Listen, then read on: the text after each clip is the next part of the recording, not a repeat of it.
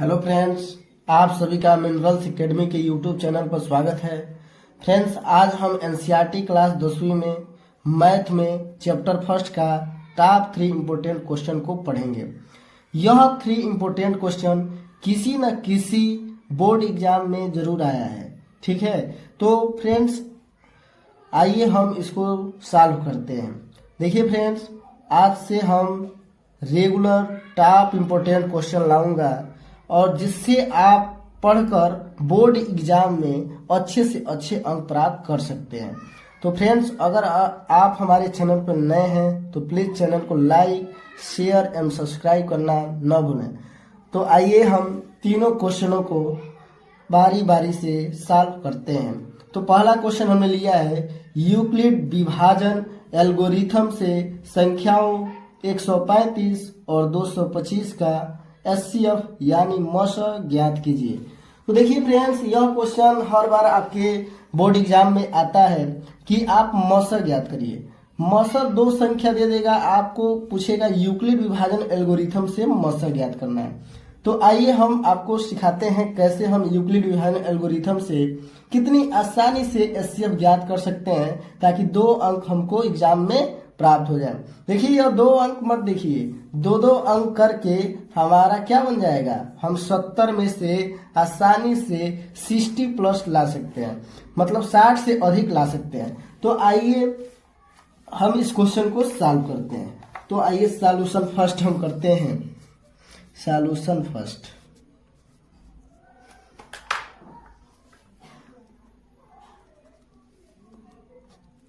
Solution पहला, कहा Euclid विभाजन से ज्ञात करना है। 2 नंबर दिए गए हैं, कौन कौन, तो 135 और 225। तो इसमें बड़ा कौन है, तो 225 से 135 छोटा है। तो पहले हम दिखा देंगे, चूंकि 225 जो है 135 से क्या है, बड़ा है। अब क्या, तो यूक्लिड विभाजन एल्गोरिथम से, यूक्लिड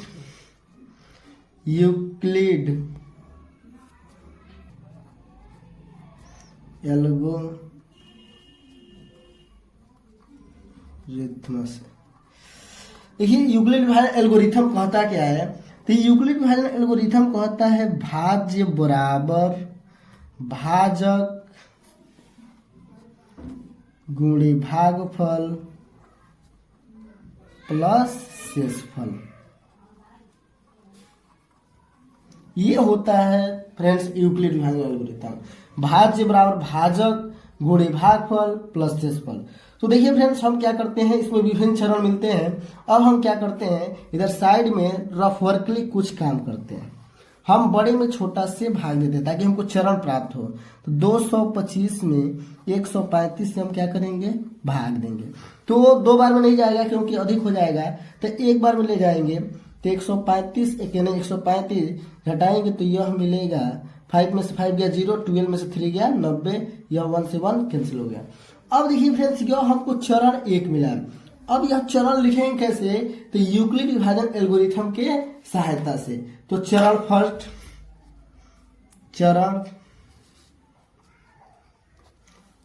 फर्स्ट में आप देखेंगे, चरण फर्स्ट में हमको भाज्य बराबर क्या मिला है, तो भाज्य बराबर, भाज्य मतलब ये जो भाग के अंदर वाला है यह होता है भाज्य, और जिससे हम भाग देते हैं वह होता है भाजक, और जितने बार में भाग देते हैं वो होता है भागफल,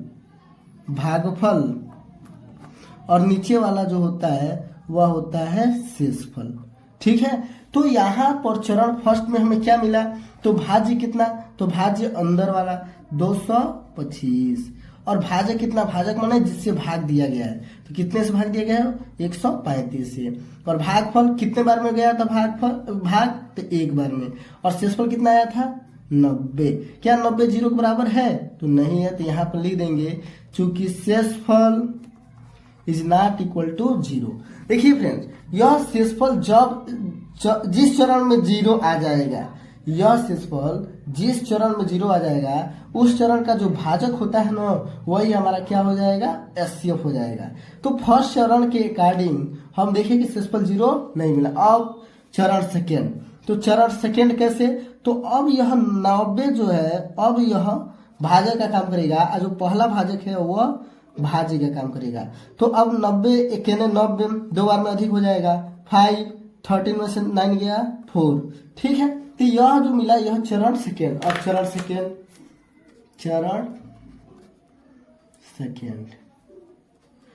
सेकेंड में देखिए क्या मिला।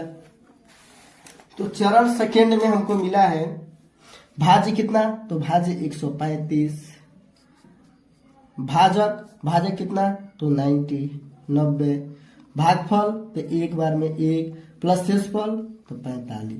क्या शेषफल 0 के बराबर है, तो नहीं, ये जो 45 से 0 है नहीं, तो ये लिख देंगे शेषफल इज नॉट इक्वल टू 0। देखिए अब तीसरा चरण में अब 45 भाजक का काम करेगा, अब 90 भाज्य का काम करेगा, माने 90 भाज्य का काम करेगा। अब 45 दूना 90, तो शेषफल क्या आया 0, शेषफल आ गया 0। तो तीसरे चरण में ही शेषफल आ गया 0। अब चरण थर्ड में भाज्य कितना है 90, भाजक तो 45, भागफल 2, शेषफल 0। चूंकि शेषफल इक्वल टू 0, जब शेषफल 0 आ जाएगा तो जो भाजक होगा बराबर के आगे वाला वही इनका क्या हो जाएगा, एचसीएफ हो जाएगा। अतः 225 और 135 का एचसीएफ यानी मस बराबर 45। यही हमारा क्या हो जाएगा आंसर। देखिए कितना आसान है। अब आइए क्वेश्चन सेकेंड पर। क्वेश्चन सेकेंड क्या कहा है, क्वेश्चन सेकेंड कहा है अभाज्य गुणनखंड विधि द्वारा संख्याओं 6, 72 और 120 का एचसीएफ यानी मस तथा एलसीएम यानी लस ज्ञात कीजिए। देखिए मतलब 3 संख्या दी गया है, एक 6, एक 72 और 120। इसका आपको मस भी ज्ञात करना है और लस भी। किस विधि द्वारा, अभाज्य गुणनखंड विधि द्वारा। तो आइए फ्रेंड्स ये भी बहुत आसान है। आइए क्वेश्चन सेकेंड को सॉल्व करते हैं। Question second solution. देखिए तीनों नंबर का हम अलग अलग क्या कर लेंगे, फैक्टर निकाल लेंगे। जैसे 6 है तो 6 का फैक्टर निकाल लेंगे, क्योंकि 6 का फैक्टर हम निकालेंगे ऐसे रफर के लिए। 6 का 2 3 जा 6 और 3 1 जा 3, माने 6 का मिला 2 गुणे 3। अब 72 का निकालेंगे। 72 का 2 से 36 बार में, 2 से 18 बार में, 2 से 9 बार में, 2 से नहीं जाएगा। अब 3 से 3 बार में, फिर 3 से 1 बार में, माने 72 का निकाले कितना आया, 2 गुणे 2 गुणे 2 गुणे 3 गुणे 3। 72 का आया इतना। अब क्या करेंगे तो 120 का निकाल लेंगे। तो 120 का निकालेंगे 2 से, 60 दूना 120, 2 से 30 दूना 60, फिर 2 से 15 दूना 30, फिर 3 से 2 से नहीं जा पाएगा, 3 5 15, फिर 5 से 1 बार में, तथा 120 का निकाले तो यह आया 2 गुणे 2 गुणे 2 गुणे 3 गुणे 5। अब इनका एलसीएम तथा एचसीएफ दोनों ज्ञात करना है। इनका एचसीएफ तथा एलसीएम ज्ञात करना है। तो एचसीएफ और एलसीएम में देखिए क्या करते हैं, क्या करेंगे, इसलिए 6, 72 तथा 120 का एचसीएफ इक्वल टू, देखिए एचसीएफ में हम करते क्या है, एचसीएफ में हम देखते हैं कौन कौन कॉमन है, मतलब तीनों में है। जो तीनों में होता है वही हमारा एचसीएफ में मल्टीप्लाई कर देंगे, निकल जाएगा। ठीक है, तो ये देखिए 1 2 जो है वह तीनों में है, 1 2 तीनों में है, तो 1 2 लिख लेंगे। अब जो है 1 3 जो है तीनों में है, तो 1 3 को ला कर लिख देंगे और बीच में गुणा कर देंगे, तो 2 3 6, मतलब इनका एचसीएफ कितना आया 6। अब एलसीएम देखिए, तथा 6, 72 तथा 120 का एलसीएम यानी लॉसम। देखिए लॉसम में हम करते क्या है, लॉसम में हम करते क्या है, तो जो तीनों में हो उसको एक ही बार लिखते हैं। जैसे यह 2 तीनों में है ना, तो 2 को एक ही बार लिखेंगे, ठीक है। और बाकी भी 2 को लिखेंगे। जैसे अब आप देखिए यह 2 दोनों में है ना, तो दोनों एक ही बार लिखेंगे। और यह 2 भी दोनों में है तो एक ही बार लिखेंगे। 1 3 दोनों में है, 1 3 तीनों में है तो 3 को एक ही बार लिखेंगे। और 1 3 जो है एक ही में है तो एक बार उसको भी लिख लेंगे और 5 को भी लिख लेंगे। देखिए एलसीएम में हम करते क्या हैं, तो एलसीएम माने सबको साथ लेकर चलते हैं, सबको साथ लेकर चलते हैं। आप सीधा सीधा जानिए कि आप अधिकतम देख लीजिए, अधिकतम मतलब देख लीजिए इसमें कौन कौन से संख्या आए हैं। तो इसमें कौन कौन से आए हैं, 2 आया है, 3 आया है, 5 आया है। आप देख लीजिए 2 अधिकतम किसमें है, तो 2 अधिकतम इसमें और इसमें है, माने इसमें भी 3 बार आया है, इसमें भी 3 बार आया है। तो आप एलसीएम में एक काम करिए, जो ज्यादा बार आया ना उसी को लिख लीजिए। देखिए ये 3 बार लिखे तो हाँ लिखे। अब 3 अधिकतम किसमें बार आया है, तो इसमें 1 बार, इसमें भी 1 बार, इसमें 2 बार, तो आप दो बार वाला लिख लीजिए, 2 बार लिखिए। अब 5 जो है एक ही में आया है, केवल 120 के गुणनखंड में आया है, तो 5 को भी ले लेना है। मतलब एलसीएम सबको मिलाकर चलना है, तो 5 को भी क्या किए, ले लिए। अब इनका जो गुणा होगा वही इनका क्या हो जाएगा, एलसीएम यानी लसम। तो आइए गुणा कर देते हैं। 2 दूना 4, 4 दूना 8, 8 त्रिका 24, 24 तिया 72। अब 72 का 5 में कर लीजिए। 5 दूना 10 का 0, 5 7 35, अब 35 1 36, 360। यही हमारा क्या हो जाएगा, इनका एलसीएम। देखिए फ्रेंड्स कितना आसान है। अब आइए क्वेश्चन नंबर 3 को सॉल्व करते हैं। क्वेश्चन नंबर 3 कहा है कि सिद्ध कीजिए कि √2 एक अपरिमेय संख्या है। यह देखिए फ्रेंड्स 4 नंबर में पूछा हुआ क्वेश्चन है और हो सकता है इस बार भी 4 नंबर में ही पूछा जाए। तो आप फ्रेंड्स इसको ध्यान पूर्वक समझिए और अपने मन से भी लगाने का प्रयास कीजिए ताकि आप बोर्ड परीक्षा में अच्छे से अच्छे अंक प्राप्त हों।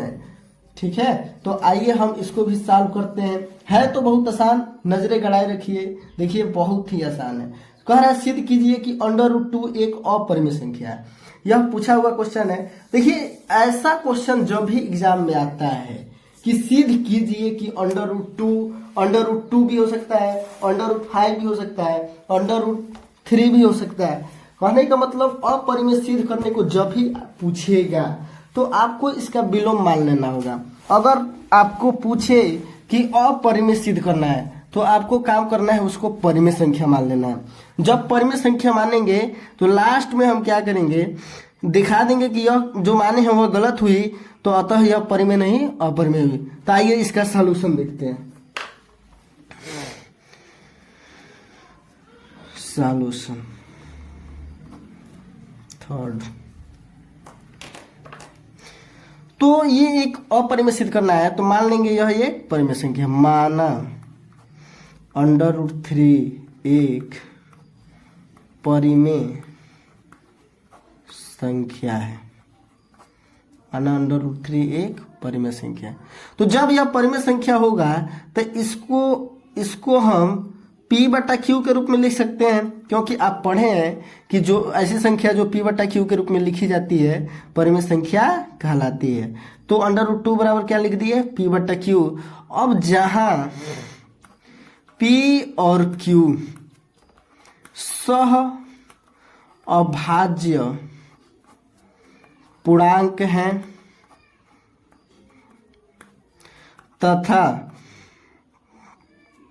देखिए सहअभाज्य पूर्णांक का मतलब है कि इनका HCF जो होगा P और Q का वह 1 के ही बराबर होगा और किसी नंबर के बराबर नहीं होगा। ठीक है, अब आइए हम क्या करते हैं, तो अब दोनों पक्षों का वर्ग कर देते हैं। लिखेंगे दोनों पक्षों का वर्ग करने पर, अब दोनों का पक्षों का वर्ग करेंगे तो √2 का वर्ग = P/Q का वर्ग। देखिए √2 का वर्ग करेंगे तो ये जानिए, रूट माने कड़ी, यानी कड़ी का जब भी वर्ग करते हैं तो कड़ी हट जाता है, माने वर्ग का काम हो गया। अब √2 का वर्ग करेंगे तो कड़ी हट जाएगा, बचेगा 2। अब इसका करेंगे तो P² / Q²। अब हम क्या करते हैं, तो क्यू स्क्वायर को इधर लाते हैं, तो क्यू स्क्वायर इधर आएगा, इधर हर में है तो इधर आएगा तो ऊपर चला जाएगा, और 2 को इधर ले जाते हैं तो 2 इधर ऊपर है तो इधर आए तो नीचे। अब हम इसको बना लेते हैं समीकरण फर्स्ट। अब क्या करते हैं, अब लिखते हैं यहां पी स्क्वायर 2 से विभाजित है, पी स्क्वायर 2 से विभाजित है, इसलिए P भी 2 से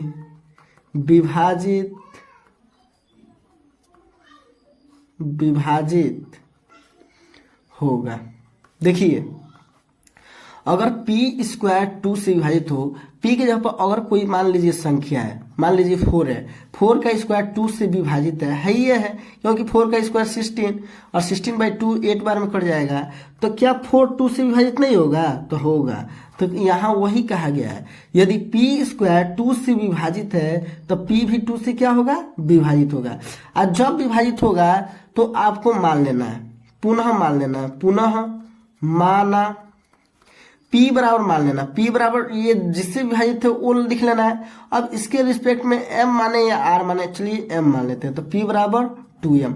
अब जो माने हैं P बराबर 2M, और फिर आपको समीकरण 1 में रखना है। देखिए फ्रेंड्स ये तो बहुत आसान है, आप नजरें गड़ाए रखें और समझते रहें। तो P बराबर 2M समीकरण 1 में रखने पर लिखेंगे P बराबर 2M समीकरण 1 में रखने पर, तो ये हो जाएगा क्यू स्क्वायर बराबर P के जगह पर 2M का स्क्वायर अब बटा 2, दिस इम्प्लाई क्यू स्क्वायर बराबर क्या मिला, अब 2M का स्क्वायर करेंगे तो 2 का स्क्वायर 4, M का स्क्वायर M स्क्वायर बटा 2, अब 2 से 4 कट जाएगा 2 बार में, तो क्या मिला, क्यू स्क्वायर बराबर 2M का स्क्वायर, दिस इम्प्लाई। अब देखिए अब 2 को एक काम करते हैं, क्या ऐसा लिख सकते हैं ना, 2M का square equal to q square, क्योंकि लेफ्ट हैंड साइड बराबर राइट हैंड साइड, तो राइट हैंड साइड बराबर लेफ्ट हैंड साइड।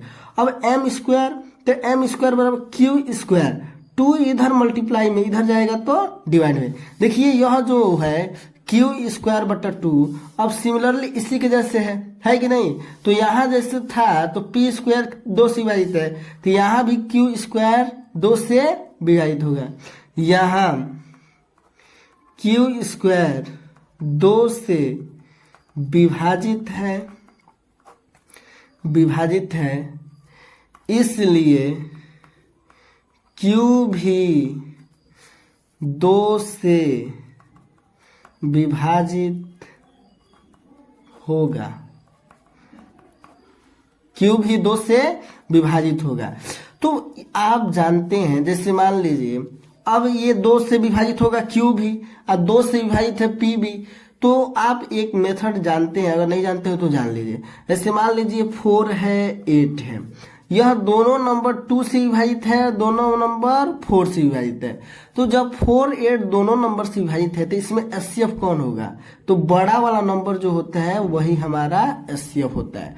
तो इसका मतलब ये है कि जो HCF 1 माने हैं अब वहाँ यहाँ अब गलत हो जाएगा, क्योंकि अब यह P और Q जो है पहले केवल 1 से कह रहा था विभाजित है, लेकिन अब क्या हो गया है, 2 से भी विभाजित हो गया है, तो इस कंडीशन में HCF तो 2 हो जाएगा।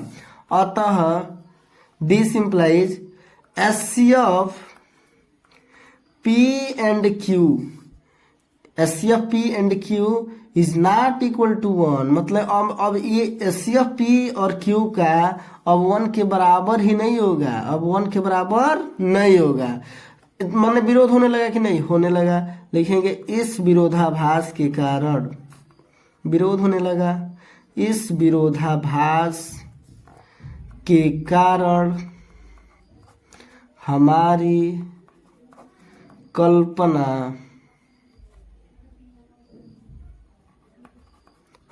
कल्पना गलत साबित हुई, मतलब जो माने थे परी में वह क्या हो गई, गलत हो गई। अतः √2 एक अपरिमेय संख्या है। यही हमको क्या करना है, सिद्ध करना है। Hence proved.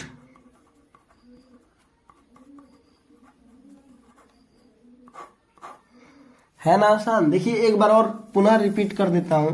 कहा है कि सिद्ध कीजिए कि √2 एक अपरिमेय संख्या है। तो देखिए फ्रेंड्स, आपको स्टेप ये तैयार कर लेना है, क्योंकि कोई भी पूछे आपको इसी स्टेप के थ्रू लगाना है। जैसे यहाँ 2 पूछा है तो 2 के द्वारा हम लगाए हैं।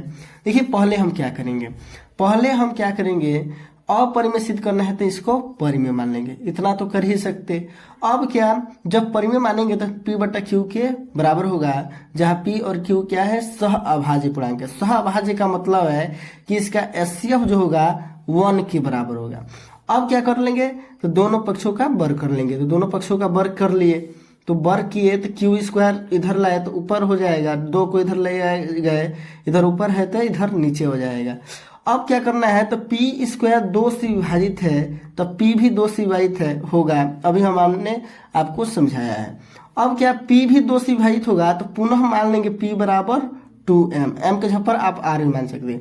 अब जो P बराबर 2m माने हैं, अब इक्वेशन 1 में क्या कर देना है, इसको रख देना है। तो समीकरण 1 में हमने रख लिया इसको, तो हमको ये कंडीशन मिल रहा है। अब ये क्या मिल रहा है हमको, m² बराबर Q²/2। तो यहाँ वो उसी जैसे है, जैसे P²/2 था, यहाँ Q²/2 है। यहाँ Q² अगर 2 से विभाजित है तो Q भी 2 से विभाजित होगा।